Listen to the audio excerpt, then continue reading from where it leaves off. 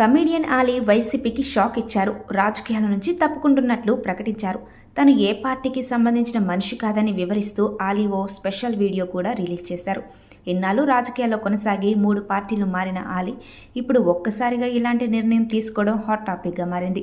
TDP, Janasena తర్వాత YCP గూటికి చేరారు ఆలీ. జగన్ ఏదో చేస్తారని ఆలీ ఆశించారు. అయితే వైసీపీ అధినేత టికెట్ ఇవ్వలేదు. ఎందుకనేది కారణం కూడా చెప్పలేదు. వైసీపీ అధికారంలో ఉన్న 5 ఏళ్లలో ఏదో నామినేటెడ్ పోస్ట్ ఇచ్చి సరిపెట్టారు తప్ప ఆలీ కోరికలను పట్టించుకున్నట్లు కనిపించలేదు. రాజమండ్రి ఎంపీగా పోటీ చేయాలని ఆలీ భావించగా అందుకు జగన్ నో చెప్పారట. రాజకీయాల కోసం క్లోజ్ ఫ్రెండ్ను దూరం పెట్టారు. 30 ఏళ్లుగా ఆలీకి పవన్ కళ్యాణ్ స్నేహితుడు. పవన్ ప్రతి సినిమాలో ఆలీ ఉండేవాడు. అయితే ఇప్పుడు పెట్టుకోవడం లేదు. స్క్రీన్ మీద కాదు, పర్సనల్ లైఫ్లో చాలా క్లోజ్గా ఉండేవారు.